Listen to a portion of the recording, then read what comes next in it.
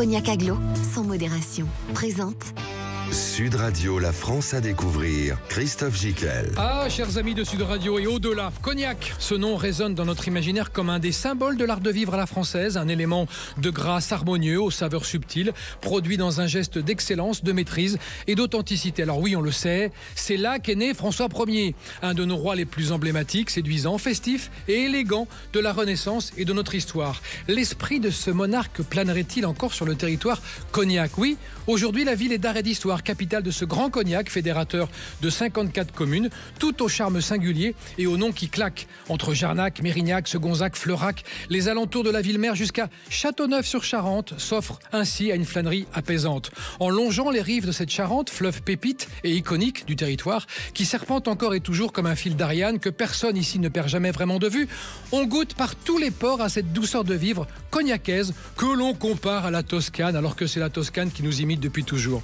Le cheminement touristique sur ces doux reliefs sera, lui, paisible et élégant. Oui, élégant et tout à fait réjouissant. Élégant et réjouissant, deux mots d'ailleurs importants, comme l'est le programme des fêtes de cet été à Cognac qui s'y déroule cette année entre blues, théâtre et opéra. Comme c'est bien un soleil du sud-ouest qui baigne de lumière les pierres des jolies demeures accrochées à ses coteaux calcaires, le soir à la fraîche, on aimera donc entendre trinquer les verres sur les places des villages de ce territoire et de cette douceur de vivre du grand Cognac que nous allons goûter ensemble dans cette émission. Sud Radio, la France à découvrir. Christophe Gicquel. Jérôme Sourisseau est avec nous, président de Grand Cognac et créateur du spectacle de Son et Lumière, la fabuleuse histoire du Cognac. Jérôme, bonjour. Bonjour. Pierre Bonnier est avec nous, producteur de théâtre, créateur du festival Les Trois Coups de Jarnac, du 17 juillet au 2 août. Au 2 août. L'ai-je bien vendu tout à l'heure la destination? Vous l'avez bien évoqué. Ah, très bien. Colline Fontaine est avec nous, directrice du tourisme Destination Cognac. Bonjour Colline. Bonjour à tous. Samuel Vincent est là aussi, directeur de Belle Factory et du festival Cognac Blues Passion, qui nous fait l'amitié d'être avec nous. Il devra quitter un petit peu l'émission un peu plus tôt parce qu'il a rendez-vous avec le maire de Rochefort en l'occurrence. De Rochefort pour un festival. Pas le blues, si, c'est le blues? Non, c'est pas le blues, mais c'est la saison des festivals qui démarre plein pot là. Incroyable cette saison qui est très riche, qui est passionnante dans la région de Cognac, sur ces 54 communes. On commence avec vous, Jérôme Sourisseau, président de Grand Cognac et créateur du spectacle de Son et Lumière, la fabuleuse histoire du Cognac, dont on va reparler. Le Cognac, c'est évidemment ce qui marque le territoire. Est-ce que vous pouvez nous faire une courte histoire de comment on a découvert ce Cognac dans notre histoire à nous? Eh ben, très rapidement, parce qu'évidemment, la ville est complètement associée à son produit, le territoire est pleinement associé à son produit. Quelques étapes très clés. Il y a 2000 ans, les Romains plantent des vignes. On donne l'autorisation de planter des vignes. On s'aperçoit alors qu'on fait un vin blanc plutôt de qualité. À l'occasion des invasions barbares, les Normands, tous les peuplades du nord de l'Europe longent les côtes, remontent la Charente, ce fleuve que les Romains appelaient le sentier qui marche, c'est-à-dire qui a permis très tôt de naviguer très facilement. Et donc, ils viennent acheter du vin blanc qui se vend très bien dans le nord de l'Europe.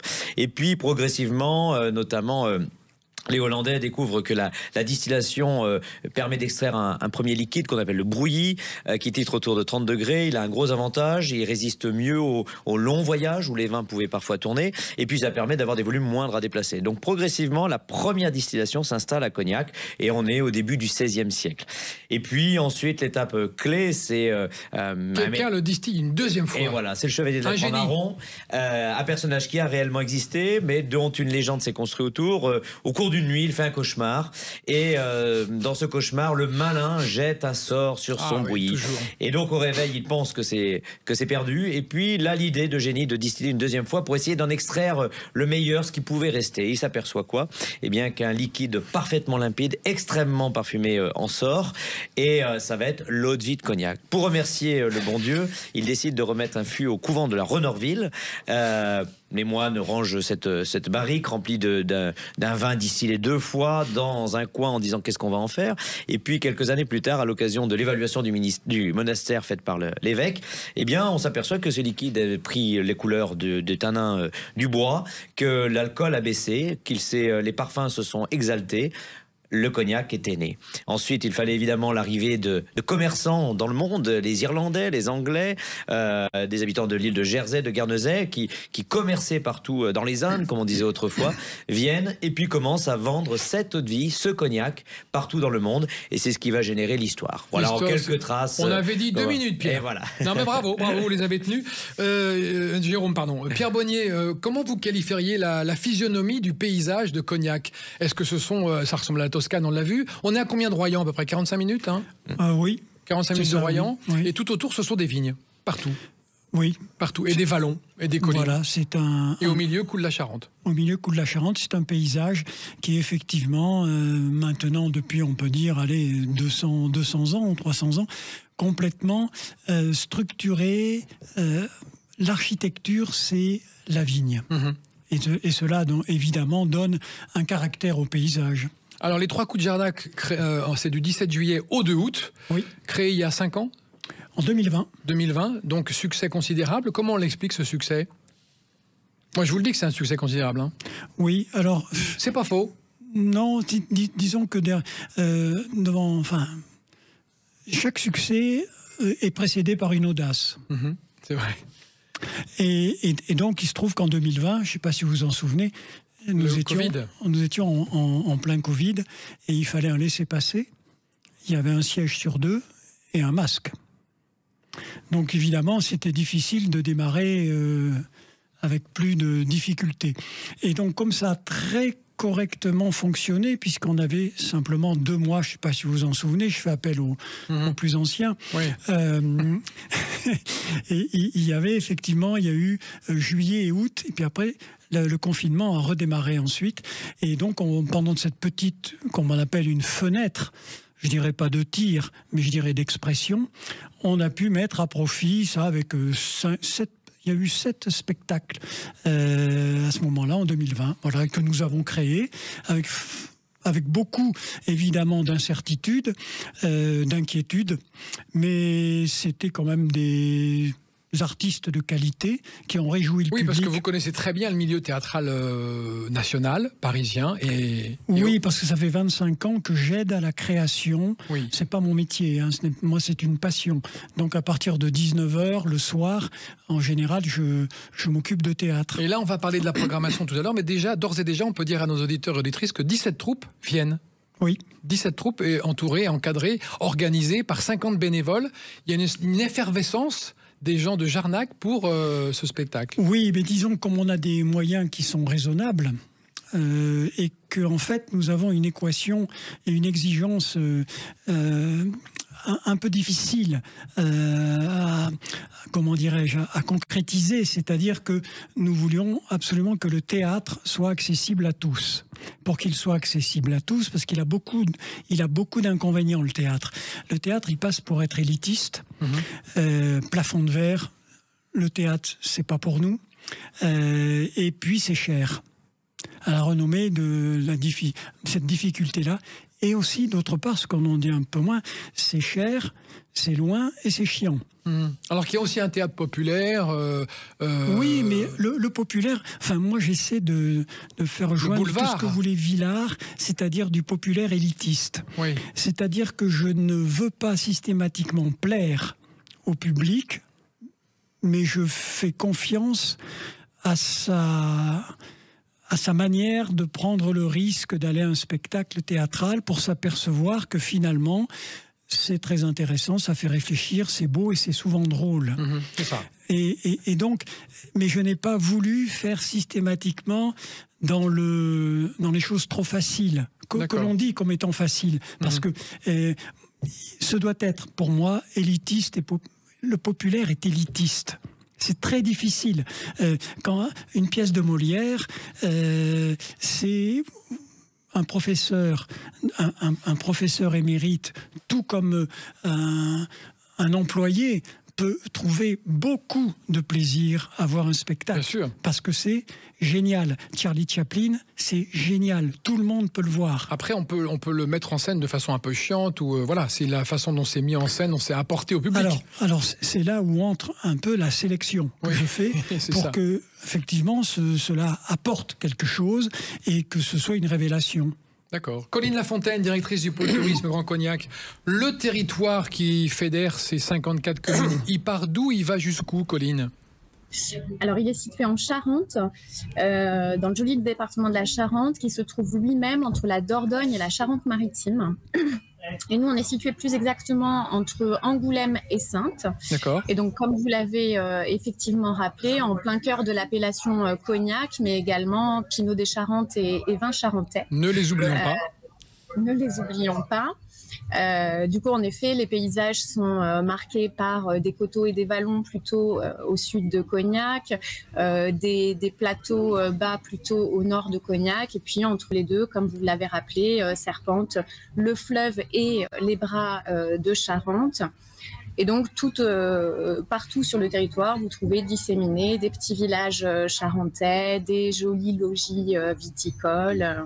Voilà. Tout sous le soleil du sud-ouest. Et en plus, se voir derrière moi, et avec une petite brise marine, parce qu'en effet, on n'est pas très loin de l'océan. Oh, vous nous en parlez très très bien, Colline. Samuel Vincent, directeur de Belle Factory du festival Cognac Blues Passion. J'ai cru comprendre en préparant cette émission que sur les terres de Cognac se déroulent les étés, et à partir des étés, un certain nombre de festivals absolument incroyables et qu'il faut absolument aller voir, dont le vôtre, Blues Passion, 25 000 festivaliers, 32e édition, 60 concerts. Racontez-nous, qu'est-ce que vous avez voulu garder comme ligne éditoriale, si je puis dire, quand on fait un festival qui s'appelle Blues Passion et qu'on a 60 concerts? Comment on fait pour rester dans la ligne du blues?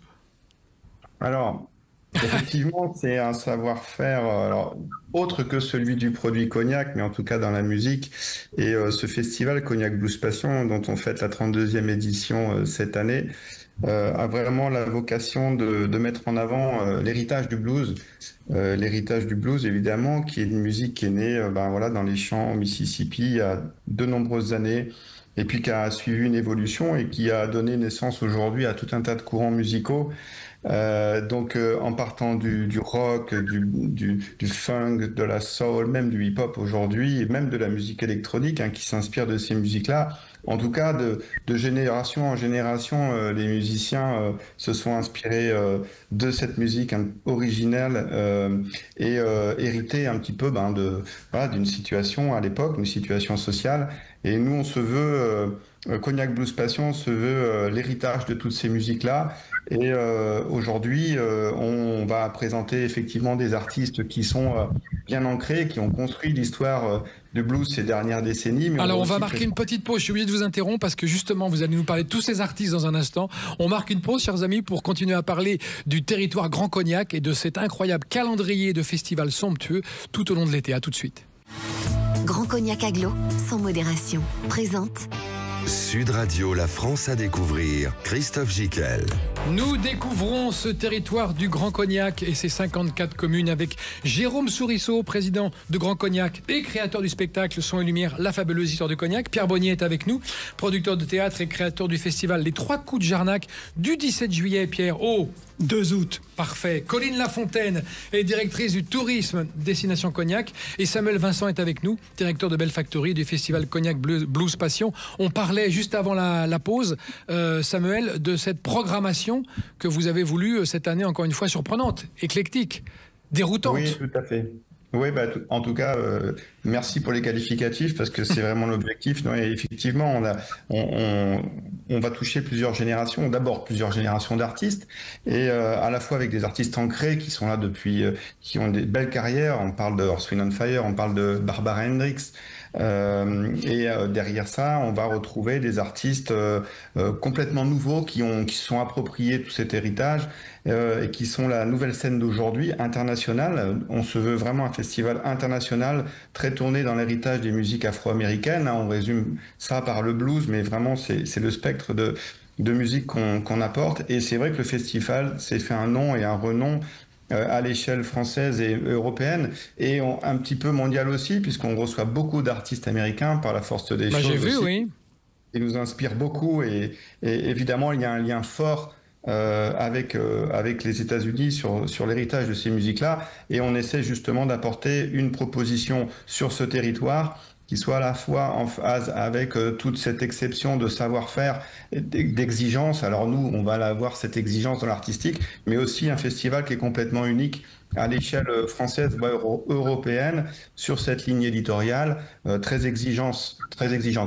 D'accord. Pierre Bonnier, aussi, vous êtes très exigeant dans la programmation. Vous voulez surprendre aussi, dérouter, interpeller le public, votre public? Oui, bien, en fait, avec mon épouse, à partir de septembre... Son prénom?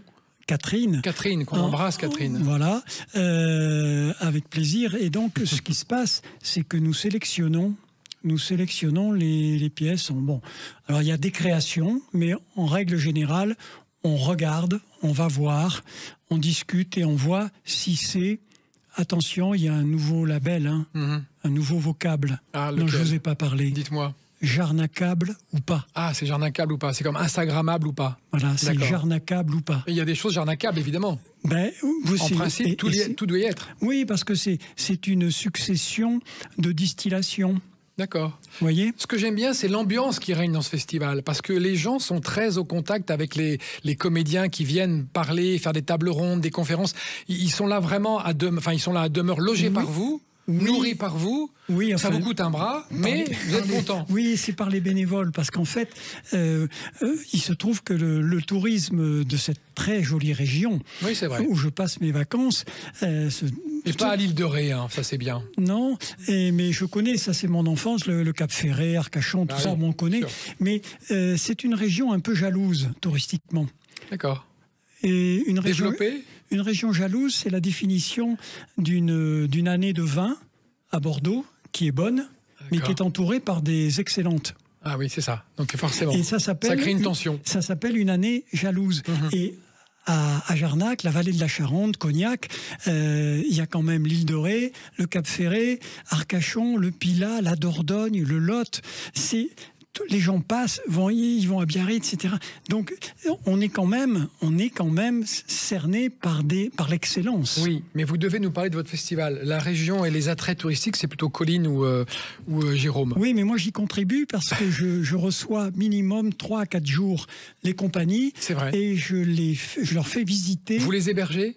Oui, nous avons des bénévoles. Nous avons des bénévoles qui sont hébergés chez l'habitant. Voilà. D'accord. Ils sont très bien logés, ils sont ravis. Il y a vraiment une ambiance particulière sur ce festival, de convivialité, d'échange, c'est amical. Oui, mais il y a des liens qui se créent. Oui, alors en fait, ils viennent pas, ils repartent. Il y a ça, c'est surtout pas ça, mais c'est surtout parce qu'ils peuvent, comme c'est un lieu, comme il reste en général 3-4 jours, il y a des metteurs en scène qui viennent, des producteurs, et comme le soir il y a des réceptions, l'ensemble de ces comédiens, metteurs en scène et autres, ont toujours des projets en cours. Bien sûr. Et effectivement, ça devient un lieu d'échange de futures productions et de futures réalisations. Et ça, c'est très prisé. Et c'est pour ça que souvent, quand je vais voir des spectacles, les compagnies qui sont venues, qui ont été très très bien reçues, puisqu'en plus, on a la gentillesse de leur offrir un flacon de ce délicieux breuvage, voilà, dont on parlait. Voilà. Et donc, évidemment, leur souci, quand je vais les voir l'hiver, me disent, est-ce qu'on sera jarnacable ? Vous voyez, c'est... Je vois. Colline Lafontaine, quels sont les points sur le territoire qu'il ne faut pas manquer quand on vient à Jarnac ? Le château de Bouteville, par exemple, où d'ailleurs se jouent des pièces. Oui. Le château de Bouteville, c'est un endroit fabuleux que Colline va nous décrire. Oui, tout à fait. C'est une des grandes pépites de notre destination. Donc, je vous parlais tout à l'heure des coteaux et des vallons. Donc là, vous allez imaginer un vaisseau de pierre blanche qui émerge de ces coteaux et de ces vallons recouverts de vignes.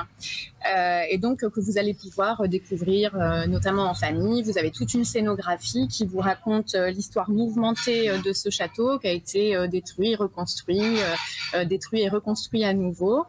Et puis, après votre visite d'ailleurs du château de Bouteville, je vous encourage à aller faire un tour un petit peu en contrebas pour découvrir le baume de Bouteville, qui est un vinaigre balsamique haut de gamme. Et puis à vous balader dans le village, découvrir une exploitation viticole, faire une petite randonnée autour du château et avec toujours la vue sur ce joli vaisseau de pierre. D'accord. Jérôme Sourisseau, vous êtes d'accord avec la description du château de Baudeville de Colline? Évidemment. Évidemment, complètement. En fait, la région de Cognac, le mot Cognac est connu dans le monde entier, mais c'est pas une destination comme ça où instinctivement on va aller passer quelques jours. Et on sait tous qu'il y a, à l'occasion d'un mariage d'un cousin, à l'occasion d'un anniversaire d'un copain de fac, on va aller des fois dans une région et on va être surpris et séduit. C'est vraiment ce qu'il faut que les auditeurs entendent, c'est que en fait vous allez être complètement séduit et surpris par la région de Cognac. Évidemment, par son produit iconique, toute son histoire qui est liée, toute la qualité qui va, le savoir-faire à la française que vous avez parfaitement décrit tout à l'heure. Mais c'est aussi ce fleuve Charente, ce sont ces châteaux, dont le château de Baudeville qui est vraiment l'icône, la pépite exactement de l'agglomération. Et puis dans cette saison d'été, vous l'avez évoqué, on a commencé toute cette saison de festival qui va démarrer par le Blues Passion dans quelques jours. Pas. Et en fait, ça n'arrête pas. Vous êtes une région festive. Exactement. Et c'est pas forcément la représentation que les gens auraient. Et puis, il faut le rappeler, on n'est qu'à 45 minutes de l'océan. Donc, c'est-à-dire vous pouvez passer ici vraiment quelques jours, une semaine formidable, d'aller à la mer, évidemment, parce qu'on a très belle côte, la Charente-Maritime, inutile d'assister, mais qui est à 2 pas de chez nous. Mais là, vous allez retrouver du calme, du plaisir, et vraiment la ville de Cognac est magnifique et ses campagnes aussi. Si on énumère les festivals, vous avez 30 secondes. Alors, Jérôme. 30 secondes. On va commencer par le festival Blues Passion, dont on a parlé tout à l'heure. Ensuite, on va avoir le son et lumière sur la fabuleuse histoire du Cognac. Ça, c'est chez vous. C'est chez nous, on en reparlera, j'imagine. Oui. La fête du Cognac, qui se déroule pendant 3 jours au mois de juillet, qui est organisée par les jeunes agriculteurs, où là, on fête le cognac, autour de la musique, bien sûr, aussi. Ensuite, on a le festival de théâtre de Pierre Bonnier, qui l'a bien parfaitement décrit. Et puis, à la rentrée, on continuerait avec notamment le festival des arts de la rue, qui se déroule à Cognac. Mais c'est pas tout, en fait. Nous, on continue, puisqu'on a un très grand festival qui a lieu le dernier week-end d'avril, qui est le banc de la distillation. C'est le lancement officiel. Génial, ça. Le lancement officiel de la distillation, qui est pour nous, pour la région de Cognac, évidemment, le moment clé. Ouais. Et qui, c'est comme la percée du vin jaune ou le Beaujolais, quoi. C'est vraiment le moment. Et là, c'est le seul moment dans l'année où toutes les distilleries sont ouvertes, où tout le monde accueille tout le monde et on partage. Et alors, visiter une distillerie qui est en train de fonctionner, vous allez avoir le bruit, l'odeur, les parfums, la couleur, c'est vraiment quelque chose d'assez magique. Et il faut bien imaginer que les viticulteurs, pendant 3-4 mois, vont s'enfermer 24 heures sur 24 au pied de leur alambic et ne plus en sortir. Donc il y a toute une histoire autour de ça. Et puis, on pourrait poursuivre jusqu'au salon des littératures européennes qui se déroule fin novembre, qui est un vieux festival dans une ville ô combien européenne, puisque ville où est né Jean Monnet. Absolument, oui. Jean Monnet est né en cette ville, le père de l'Europe. Exactement. Samuel Vincent, directeur de Belle Factory du festival Cognac Blues Passion. Est-ce que vous aussi, les concerts sont dans des endroits absolument magiques et hors du temps, qu'on peut découvrir comme ça par des belles nuits d'été?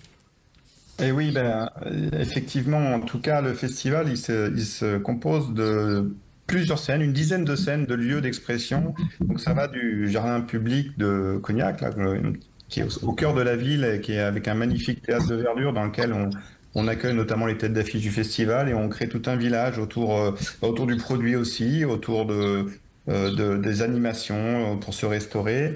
Et dans les autres lieux de la ville, on produit des concerts notamment dans le château de Cognac, dans la salle des gardes justement le château où est né François Ier, où là on a installé une salle de 300 places assises environ qui nous permet de faire des concerts plus acoustiques, plus intimistes, qui a vraiment beaucoup de succès. On va s'installer aussi chez des partenaires de maisons de Cognac, on va s'installer en ville, on a toute une proposition aussi de concerts dans les différentes rues de la ville pour qu'un public qui souhaiterait déambuler et profiter des concerts gratuitement puisse y aller. On va aussi s'installer dans les quartiers de Cognac, on va apporter ces musiques-là. À Jarnac aussi pas forcément installés. Et effectivement, on a cette... Vous allez chez les théâtreux? On va à Jarnac, effectivement. On vient apporter un peu la Blue Note sur l'île Madame. Et nous allons aussi à Cognac. Du festival. Très bien. Alors, la Suissesse Roxane, Robert Cray, il y a vraiment des grandes signatures.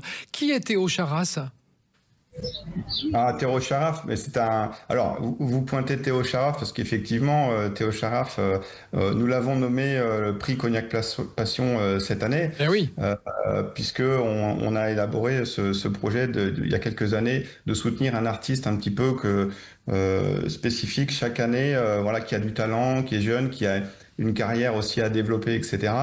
Donc c'est vrai que c'est un artiste magnifique avec une voix incroyable qui dans ses musiques blues, folk, complètement héritées du passé, mais en même temps il en a fait sa propre musique. Voilà, aujourd'hui il est encore jeune, il a moins de 30 ans. Hein, c'est un jeune artiste et puis qui se fait connaître, voilà, en adaptant dans les sonorités d'aujourd'hui toute cette musique héritée, qui nous tient à cœur.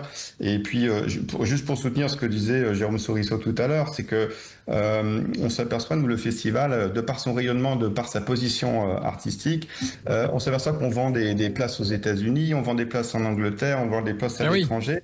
Et ça, c'est super intéressant pour nous parce que c'est rare pour un événement, un festival français, d'arriver à capter ces publics-là. Mais c'est vrai que cette passion qu'on a pour ces musiques, elle tombe bien, c'est qu'elle est partagée dans de nombreux pays dans le monde et elle est internationale. Donc ça, c'est vraiment intéressant pour nous et pour le territoire. Et Grand Cognac est connu internationalement. Un petit mot quand même avant de se quitter. Vous avez quelques secondes parce que je sais que vous allez rejoindre le maire pour une réunion. Vous êtes assez malin et assez pertinent dans ce choix. Vous sortez un vinyle avec une pochette. C'est l'enregistrement des captations de certains concerts. Ça, c'est génial de faire retrouver sur du vinyle le son vinyle qui va parfaitement au blues.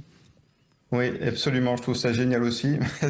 Mais c'est vrai que là, c'est un chapelet de personnes. Enfin, tout le monde, en tout cas, participe à ce projet-là. Il faut que les artistes soient d'accord. Oui. Ils viennent faire une interview. Alors, on travaille aussi avec le magazine Rolling Stone, qui a une antenne française et qui est un magazine d'origine américaine, et avec lequel on crée un moment d'interview chaque jour, 2 fois par jour, en public. Donc, c'est un moment assez privilégié, très intimiste avec les artistes. Et sur une deuxième partie de rencontre, ils jouent des morceaux à eux en acoustique dans une version originale. Et là, on fait la captation audio de ces versions-là. On les fait mixer en Angleterre par un Steve, qui est un ingénieur de son qui a bossé avec Paul McCartney, notamment Massive Attack. Voilà, donc, à partir de là, on crée un vinyle, Live at Cognac Blues Passion, et on a qu'on peut acheter de ces concerts, voilà, qu'on peut acheter. Très bien. Ça, voilà, c'est la conjoncture de tout un tas de bonnes volontés qui fait qu'on a ce vinyle qui est extraordinaire, qui est une œuvre unique. Oui, absolument. On va soumettre l'idée à Pierre Bonnier aussi de faire un vinyle comme ça sur des captations, mais il a d'autres idées, Pierre, j'en suis sûr. On va se quitter. Le festival Cognac Blues Passion, Samuel Vincent, vous allez devoir partir, je le sais. Rappelez-nous les dates. Du 2 au 5 juillet. Parfait. Merci beaucoup, Samuel. À bientôt. On marque une pause, chers amis, et on se retrouve juste après.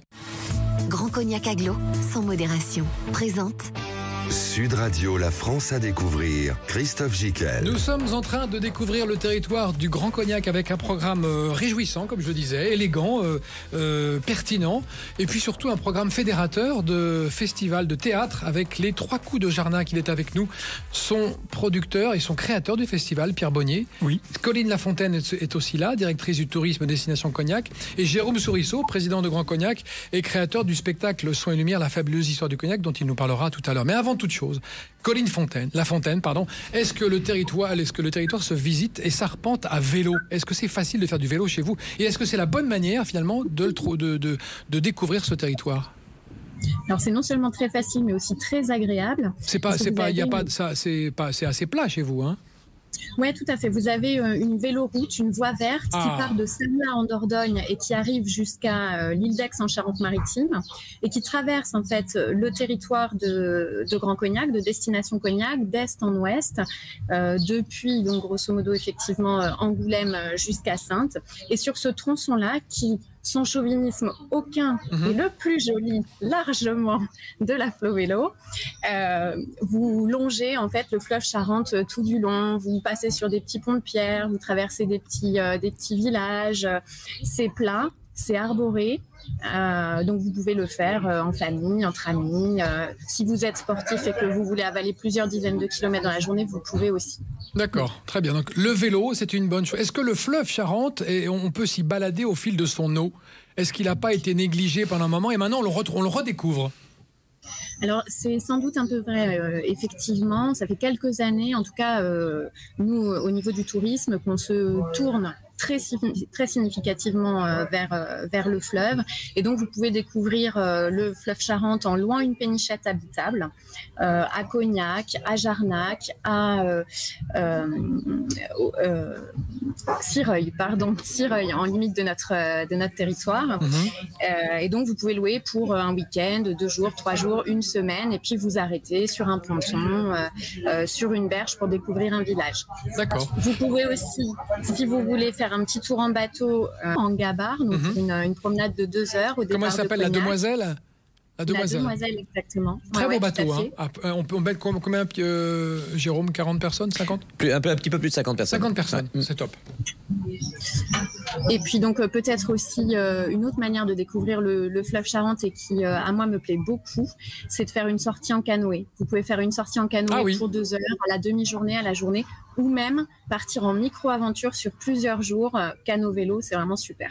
Il y a de l'escape game chez vous? Parce que les gens et les familles sont fous d'escape game. Ouais, on a un super escape game du côté de Segonzac, donc capitale de la Grande Champagne. D'accord. Et donc on va vous demander en 1 heure de résoudre les énigmes du maître de chais et de retrouver la recette d'assemblage d'un cognac. Très bien. Super ludique, en famille, c'est génial. Pierre Bonnier, producteur de théâtre, créateur de Festival des 3 coups de Jarnac du 17 juillet au 2 août. Est-il vrai qu'à un moment, on verra sur scène 35 choristes et 12 danseurs? Oui. Qu'est-ce que c'est que cette histoire dans un festival de théâtre? C'était le hasard qui a fait que j'ai découvert... Une audace alliée aussi à cela. Mais l'audace peut venir une fois que l'on a une petite éclaircie sur la faisabilité. Alors, cette histoire est très simple. J'ai vu...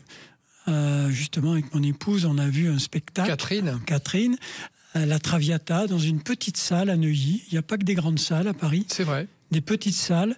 Et j'ai vu ce que c'était et surtout ce que cela pouvait être dans une grande salle, dans les conditions où c'est jarnacable. Et qui peut le plus, peut le moins.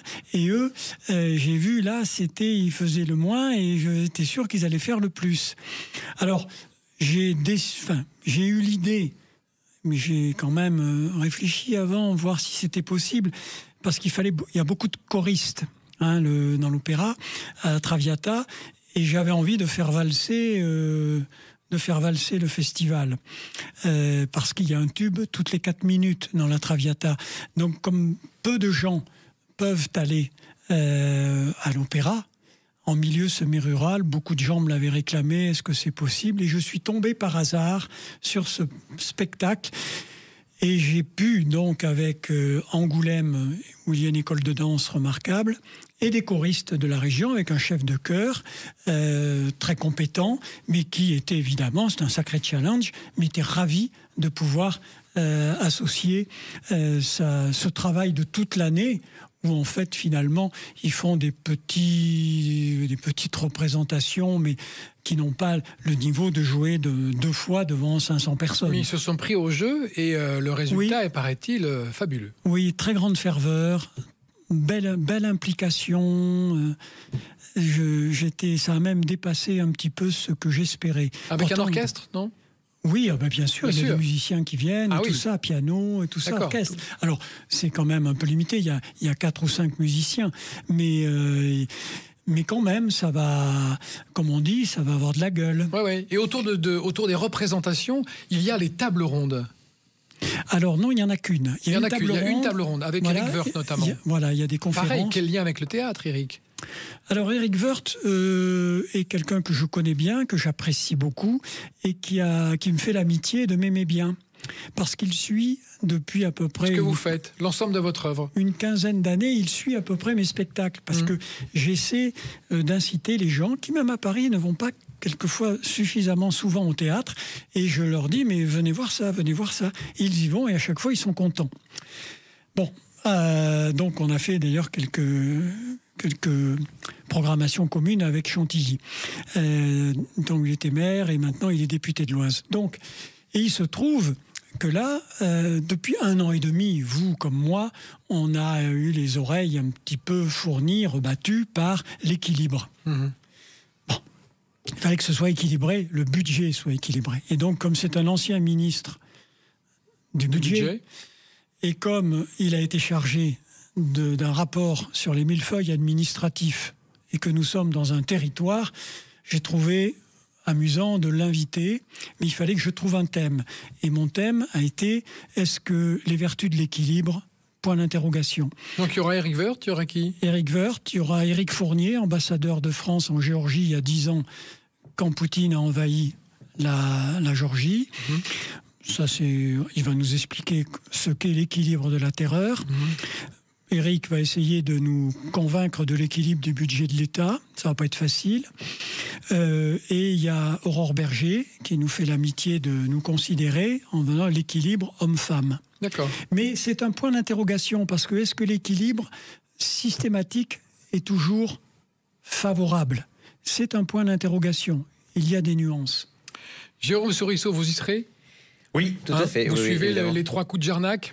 Parfaitement, c'est un festival très très implanté dans le territoire, très apprécié et qui permet, je trouve, et je souligne, de permettre au plus grand nombre, alors je suis fan de théâtre, j'en ai fait quelques années, au plus grand nombre de découvrir cet art qu'on a peu en province en fait. Et grâce au festival de Pierre Bonnier, on a vraiment un défilé de pièces remarquables, de moments extrêmement intenses et qui s'adressent au plus grand nombre et je trouve que c'est extrêmement bien pour la population. Et parlez-nous de votre spectacle Son et Lumière, la fabuleuse histoire du Cognac qui se déroule où et de quand à quand? Alors, la fabuleuse histoire du Cognac, elle se déroule du 10 au 13 juillet. Elle se déroule sur Bourg-Charentes, au Clos de la Treille. En fait, c'est un festival hors son et lumière. Hein, tout le monde va comprendre ce dont il s'agit. Il y a 220 bénévoles, 190 figurants, 1056 costumes, 3 compagnies équestres, des animaux, évidemment, divers et variés. C'est un puits du fou, cette histoire. Alors, je garde toujours avec modération cette comparaison, parce qu'on est bien loin du puits du fou. Mais évidemment, dans l'esprit, en tout cas, c'est ça, avec des artifices, des effets spéciaux.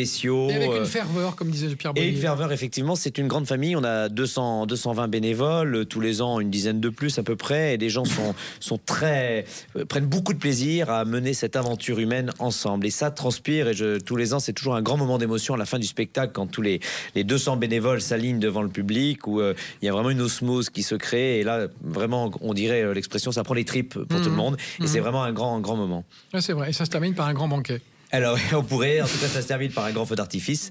Mais alors, cette année, c'est une particularité. On ouvre, il y a un parc médiéval les après-midi à partir de 15h avec un ensemble d'activités où les gens peuvent déambuler avec les enfants, combat de joutes, animation équestre, contes médiévaux, etc. Il y a des animations toute l'après-midi.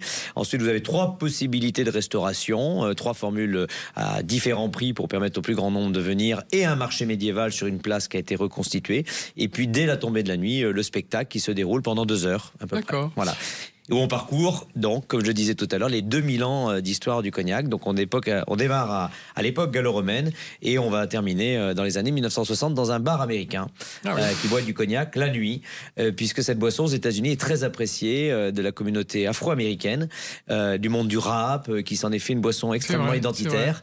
Et c'est le petit clin d'œil que l'on fait à la fin du spectacle. Et cette fin est différente de la fin de l'année dernière. Exactement. Tous les ans, on évolue. Du spectacle. Voilà, tous les ans, on essaye de viser entre 20 et 25% du spectacle qui évolue, soit par le texte, évidemment, tous les ans, soit par des effets spéciaux, des animaux, voilà, des chorégraphies. On a une chorégraphe, évidemment, qui nous aide, puisqu'il y a 5 danses. Il y a la danse de François Ier, où il y a les 180 bénévoles qui dansent, même ceux qui sont non-danseurs, avec des artifices. C'est quelque chose d'extrêmement important. Donc oui, c'est un bon moment. J'invite vraiment, évidemment, tous les auditeurs à venir le découvrir. Absolument. Il faut aller sur ce territoire de Grand Cognac, découvrir ces festivals et cette région. Colline Lafontaine, quels sont les villages de Pierre et de Vigne? Qu'est-ce que ça recouvre? C'est un label? Oui, c'est un label qu'on a créé localement et qui vise essentiellement à accompagner les communes en fait dans une démarche d'amélioration continue de l'offre touristique et de l'hospitalité touristique, donc de l'accueil que l'on réserve à nos visiteurs dans ces communes, des services qu'on leur propose. Parce qu'on parle beaucoup des villes, des petits villages, Jérôme. Quelle physionomie ils ont, ces petits villages? Villages authentiques, villages de charme, pas tous? Alors, ce sont il y en a 54. Il y en a 54. À découvrir. À découvrir, exactement. il y a un patrimoine viticole très fort. Il faut bien imaginer quand même quelque chose qui est particulier dans la région de Cognac, c'est que quand on est dans les années 1860, l'accord de libre-échange qui est signé par Napoléon III avec l'Angleterre va faire exploser les ventes de cognac. Et à ce moment-là, la paysannerie cognacaise, et je dirais charentaise, parce que ça dépasse bien sûr le territoire de Grand Cognac, va extrêmement se spécialiser, planter des vignes. On est à la veille du phylloxéra à 280 000 hectares de vignes. Je ne sais pas si on s'en rend compte, mais c'est énorme sur les 2 départements. Et donc, toute la paysannerie est orientée là-dessus. Et c'est une paysannerie qui est plutôt riche, finalement. Et donc, tout ce paysage que l'on découvre dans les villages, en fait, il est lié à cette époque pré-phylloxérique de belles demeures, de chais, de fermes qui sont consacrées uniquement à l'activité viticole. Donc il y a l'espace pour les animaux, il y a l'espace pour la distillerie, il y a l'espace pour stocker les fûts avec l'eau de vie de cognac à vieillir. Et quand on va découvrir ces villages, en fait, c'est tout ce patrimoine-là qu'on reprend dans les yeux. D'accord. On va marquer une pause, chers amis. On va continuer dans le dernier quart d'heure à vous parler encore de cette destination qu'il faut absolument aller découvrir cet été pour plein de raisons. On l'a dit, les festivals, mais aussi des gens charmants, hein, parce que c'est sympa tous. Pierre Bonnier, si aussi, non, je plaisante. Pierre, oh, ça va, Pierre, on rigole. Et on se retrouve juste après. À tout de suite. Grand Cognac Aglo, sans modération, présente Sud Radio, la France à découvrir, Christophe Gicquel. Un cheminement touristique absolument ravissant, apaisant, dans une nature intacte, faite de coteaux, de vignes, de doux reliefs qui sont tout aussi paisibles et élégants. Et nous sommes avec nos 3 invités aujourd'hui. Jérôme Sourisseau pour parler de ce territoire du Grand Cognac. De Grand Cognac, on dit, hein? De Grand Cognac, oui, tout à fait. Il est président de Grand Cognac et créateur du spectacle dont on a parlé, Son et Lumière, la fabuleuse histoire de Cognac. Pierre Bonnier est avec nous car il présente du 17 juillet au 2 août un excellent festival qui s'appelle les 3 coups de Jarnac. Pierre est créateur de ce festival et également producteur de théâtre. Colline Lafontaine est directrice du tourisme Destination Cognac. Un petit mot, Colline, sur le pass, la destination pass. Il y en a un pass destination chez vous? Oui, pass découverte. Qu'est-ce qui permet? Pardon, le pass découverte, oui. Oui, le pass découverte. Donc, c'est le bon plan de la destination. Il vous suffit de flasher le QR code ou de vous connecter sur le site internet de la destination, donc destination-cognac.com. Vous flashez le code, vous vous inscrivez et vous bénéficiez d'une 60aine de prix d'amis chez nos sites de visite et activités de loisirs, donc entre Angoulême, Cognac et Saintes et les alentours. Génial. Jérôme, est-il vrai que la réouverture de la Porte Saint-Jacques a redonné un élan aux Cognacais, on dit, hein? Oui, aux Cognacais, c'est ça. D'envie de découverte et de se réapproprier leur histoire. Oui, c'est vrai que la stratégie d'agglomération, et c'est ça, on a un objectif à 2030, c'est de doubler le nombre de touristes. Et évidemment, c'est pour ça qu'on est là. Et c'est pour ça qu'on est là notamment. Et qu'on a notre tête de gondole, c'est évidemment le cognac, mais on a aussi le pinot, les vins de Pille. On a le Grand Marnier qui se fabrique dans la région. Mais à côté, si on veut vraiment attirer du monde et les garder plusieurs jours, il faut évidemment avoir une offre la plus large possible. D'où la rénovation du château de Bouteville, où très récemment, on a inauguré au mois de mai les portes Saint-Jacques. Ce sont les 2 tours médiévales qui restent de l'enceinte primitive de la ville de Cognac, qui n'avaient jamais été accessibles au public et qui sont maintenant ouvertes au grand public avec une scénographie assez incroyable. Mais je dirais ça va bien au-delà. On aurait pu parler d'une autre pépite qui sont les découvertes paléontologiques que nous avons à Angeac-Charente, une des 54 communes, où là on a le premier gisement d'Europe de dinosaures. Ça fait 12 ans qu'il y a un mois de fouilles tous les ans. On a découvert l'année dernière des restes entiers d'un dinosaure gigantesque, vraiment comme on peut les imaginer. Il va être découvert dans son intégralité cette année pendant un mois de fouilles qui se visitent, qui sont prises d'assaut d'ailleurs et qui se visitent. On a aussi à côté les carrières de Saint-Même, la ville de Saint-Même. Les carrières, comme son nom l'indique, est un gisement sans fin de pierres qui ont été servies notamment pour la construction de la Statue de la Liberté à New York par exemple. Bref, on a de très très nombreuses pépites. Je peux vraiment dire aux auditeurs qu'ils ne seront pas déçus. Non. Et dans les types d'hébergement, pareil, on a le camping, mais on va jusqu'au palace. Il y a toutes les catégories. Les festivals, on en parlait il y a quelques instants. Les festivals sont à des prix très accessibles. Pierre a annoncé les prix du festival de théâtre. Le Son Lumière, c'est à partir de 21 €. Bref, voilà, pour tous les portefeuilles, pour toutes les bourses, pour toutes les personnes, venez passer quelques jours ici. Vraiment, je pense que vous reviendrez assez conquis d'ailleurs. Les gens qui viennent souvent reviennent, ce qui est un indicateur important. Absolument. Vous voulez rajouter un mot, Pierre, sur le prix des billets du festival? Oui, mais nous avons débuté, puisque effectivement, comme je le disais tout à l'heure, le théâtre, c'est quand même quelquefois une question de prix. Là, ça commence à combien, là? Là, non, c'est 14,50 €. 14,50 € pour 90% des places. D'accord. Et 10% De bienfaiteurs. Oui, ceux qui veulent mettre un petit billet en plus. Voilà, c'est 25 € pour les places bienfaiteurs. Très bien. Alors, le programme, Pierre, qui verra-t-on? Que verra-t-on? Que de très belles choses. Ça va être dur Oui. Non, mais il y a des coups de cœur, il y a des pépites. Alors évidemment, il y a les créations. Alors les création, adaptation, il y a la Traviata le 17 et le 19. Le 18, il y a une vraie création nationale des souris et des hommes de Steinbeck, pour que les gens se rendent compte ce que c'est qu'une vraie crise des années 30 aux États-Unis sans la Sécu. On vit dans un pays où les chocs sont amortis. Et c'est une œuvre merveilleuse, parce que c'est vrai que la veille et le lendemain, tout le monde va valser à Jarnac avec les airs merveilleux de la Traviata. Mais le 18, il y a un petit rappel de ce qu'est la vraie misère. Voilà. Et alors ensuite, on enchaîne. Hein. On va à Bouteville, on va à Bouteville, on va à Fontpinault. Il y a Christophe Barbier qui vient, Maxime d'Abouville, à qui je fais jouer des grands textes. Les grands textes, son spectacle sur la Révolution française. Tout ça majoritairement en plein air. Hein. Pas majoritairement, mais il y en a beaucoup qui sont en plein air. Oui, mais nous espérons qu'il fera beau. Oui, il fera beau. Voilà, c'est ça. Donc évidemment, des souris des hommes, comme je le disais tout à l'heure, c'est au Clos de la Treille à Bourg-Charentes. Maxime d'Abouville vient à la Révolution, des grands textes de la Révolution au château de Bouteville. Il faut qu'il y ait une cohérence entre la Révolution et les châteaux. Bon, alors évidemment, il y a Delphine Depardieu qui a eu le Molière de la meilleure comédienne qui vient en clôture dans Les Liaisons dangereuses. Mais avant cela, il y a plein de spectacles. Il y a le Spoons à Cognac, pièce de Pagnol, qui a eu tellement de succès que j'ai été obligé de la reprogrammer, non pas à Jarnac, mais à Cognac. C'est Fernandel qui joue le Spoons? Oui. Oui. C'est cela. Au cinéma. Oui. Et au théâtre aussi. Au théâtre aussi, oui. Et là, c'est merveilleusement mis en scène. C'est vraiment, alors ça va être reprogrammé, ça va être programmé à Paris à la rentrée, je pense. Alors, en tête, ce que j'ai, je fais venir Jean-François Balmer, mis en scène par son épouse, avec un spectacle qui s'appelle Le Bonheur conjugal, où il a une présence sur scène. Parce qu'il a été atteint. Voilà, mais il a une présence sur scène. Alors, il y a des choses que j'ai découvertes. Par exemple, le François Villon du 19e siècle. Extraordinaire, qui s'appelle Géant Rictus, que je vous invite à voir. C'est un spectacle tout en octosyllabes. C'est absolument poignant.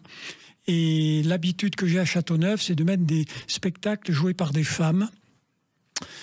Et qui sont absolument extraordinaires. Pour moi, c'est une grande pépite. Et là, c'est joué par Agathe Quelqueget. Alors, parce qu'à Châteauneuf, on avait mis Un cœur simple de Flaubert. Là, après, c'était Juliette Drouet, L'ombre des grands hommes. C'est un peu féministe.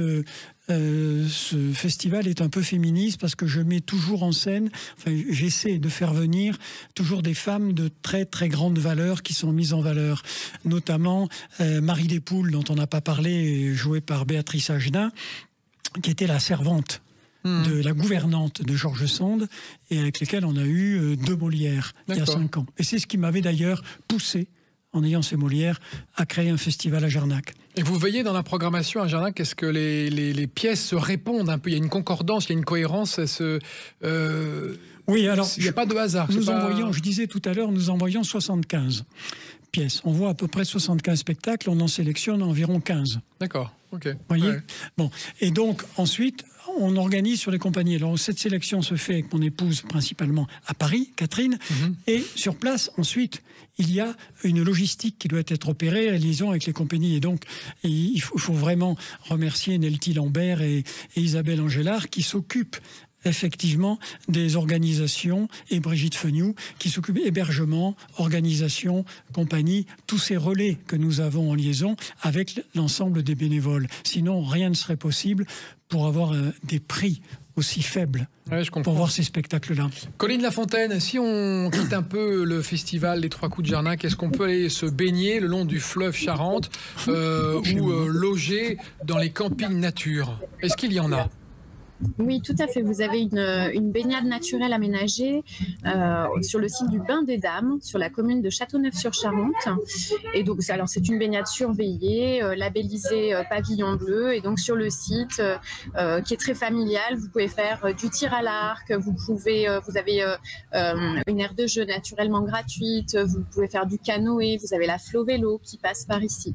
D'accord. Et puis effectivement, sur la destination, vous avez plusieurs campings qui sont des campings un peu nature, qui sont des campings situés au bord de l'eau, où vous allez pouvoir vraiment prendre le temps d'être en vacances. Absolument. D'être en vacances, de déconnecter au contact de la nature. On peut fuir la furie qui s'empare de Cognac et de Jarnac pour enfin se retrouver au calme avec les bons conseils de Colline. Vraiment, ça nous fait plaisir. C'est un bon équilibre. Ah oui, c'est bien. Et sur les 54 communes, est-ce qu'il y en a une qui a un petit cachet particulier qu'on peut sortir du lot? Alors sans bien sûr ignorer les autres, hein, parce qu'il faut toutes les faire.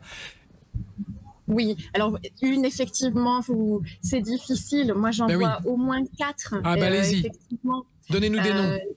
Nos quatre pépites, nos 4 villages de pierre et de vigne. Donc, vous avez la commune de Bourg-Charente qui, moi, je vous recommande en particulier la vue depuis la place centrale du village sur le château Grand Marnier, donc de l'autre côté du fleuve Charente. Vous avez le village de Bassac qui, lui, est situé... Il y a une abbaye à Bassac, non? Oui, hein. Oui, tout à fait. L'abbaye Saint-Étienne de Bassac, qui se visite, qui est là aussi une de nos très belles pépites patrimoine. Et ce petit village, il est niché le long de la Guirlande, qui est un des bras, un de mes bras préférés, en tout cas, de la Charente, un peu sauvage. Là aussi, vous pouvez faire du canoë, c'est super. Vous avez le village de Monac-Saint-Simeux qui, lui, est situé sur un coteau et qui surplombe en fait la Charente. Et là, dans ce village, vous pouvez notamment découvrir des pêcheries, des anciennes pêcheries d'anguilles. Magnifique, magnifique village. Et enfin, pour changer un petit peu d'ambiance, je vous propose d'aller faire une pause fraîcheur dans la commune de Lignières-en-Bleuville, au cœur de la Grande Champagne, dont on a déjà parlé. Et donc là, vous avez une jolie commune avec tout un tas de petits lavoirs, des jardins, un château, pas mal de propriétés viticoles à visiter. Et puis la petite maison du lin, parce qu'il y a toute une histoire autour de la culture du lin dans cette commune. Très bien. Pierre Bonnier, même question à vous. Quels sont les endroits un des endroits que vous conseilleriez, que vous appréciez particulièrement pour nos auditeurs? Ce serait quoi? Il y en a beaucoup. Ben oui. Parce que j'ai beaucoup parcouru la région en vélo. Et comme je continue, mais là, je vois encore de plus en plus de choses puisque je vais de moins en moins vite. Oui, c'est sûr. Essayez le canoë, peut-être. Oui, mais je le fais aussi. Ah, aussi. Voilà. Et non, il y a vraiment de très, très, très beaux endroits. Je reprendrai tous les villages, évidemment, qui ont été cités, qui sont absolument merveilleux et qu'il faut vraiment visiter. C'est très beau. Et d'ailleurs, je profite de ça. Il y a un jour de relâche. Un jour de relâche pendant le festival, c'est le 26 juillet. Et j'en profite pour fédérer l'ensemble des voitures anciennes. Et on fait des visites touristiques. Très bien. On embarque les comédiens? Voilà, on embarque les comédiens, tous les gens qui viennent et on les emmène en découverte, on les amène à la table d'orientation. Ça, c'est important, savoir où sommes-nous, la table d'orientation qui est au-dessus de Saint-Preuil, qui est un village intéressant. Donc voilà, en collaboration, puisqu'on a la même passion, on essaie de faire découvrir systématiquement et j'essaie de convaincre tous les Parisiens ou tous ceux qui viennent par ces circuits touristiques que j'organise au sein du festival. Mais on en parle déjà dans le tout Paris, ils sont convaincus, car vous-même vous êtes devenu jarnacable. Sachez-le quand même. Je vous remercie. Cette appréciation me flatte. On termine avec vous, Jérôme Sourisseau. Un petit mot sur la destination pour inviter vraiment les gens à ne plus y passer, mais à s'y arrêter. Je dirais que la région de Cognac, c'est comme le cognac, il faut le boire comme on l'aime, soit en apéritif, soit des cognacs plus anciens dont on prend le temps d'apprécier les saveurs. La région est vraiment vit une mutation touristique depuis une dizaine d'années. Il y a une dizaine d'années, on était un nain, il faut le dire, au niveau touristique. Une région, là, les gens venaient éventuellement visiter une maison de cognac et puis ils repartaient. Les choses ont beaucoup changé, elles changent énormément. L'année dernière, pour vous donner une illustration, sur 2024, nous sommes le seul territoire des deux Charentes à avoir eu une progression du nombre de touristes. Et pourtant, on joue dans la même Bourg, que La Rochelle, Ouais, etc., des villes beaucoup plus connues. Donc on est vraiment une destination touristique en devenir, qui monte par son patrimoine, par ses festivals. Donc voilà, si les gens doivent retenir une chose, c'est que au moins venez passer, venez nous rencontrer, venez découvrir. Il y a vraiment des formules pour tout le monde, il y en a pour tous les goûts, et nul doute que vous apprécierez vraiment ce moment. Parfait. Pierre, vous voulez rajouter une chose, mais soyez bref. Hein. Oui, est-ce que c'est je possible? vais être très bref. On me demande souvent ce que j'ai découvert comme pépites, théâtre, etc. Bon, cette année, il y a Les Secrets de la Méduse, tout ça, notamment. Mais je voulais quand même dire que j'ai fait une découverte culinaire il y a 2 ans. Et c'est la plus grande pépite que j'ai pu découvrir. C'est le cognac VS givré. 24 heures de congélateur que l'on déguste sur les truites fumées de la pisciculture de Jean Sac. C'était très bien. C'est une merveille. C'était formidable de terminer là-dessus pour réveiller nos papilles. Merci Colline Lafontaine, directrice du tourisme Destination Cognac. Merci Pierre Bonnier pour le festival du 17 juillet au 2 août, les 3 coups de Jarnac. Et merci Jérôme Sorisseau, président de Grand Cognac et créateur du spectacle Le Son et Lumière, la fabuleuse histoire de Cognac, pour nous avoir bien parlé de cette belle région sur laquelle on ne s'arrêtera plus et on s'arrêtera et on ne fera pas que passer. Merci beaucoup. La France à découvrir est terminée. On se retrouve la semaine prochaine. Salut.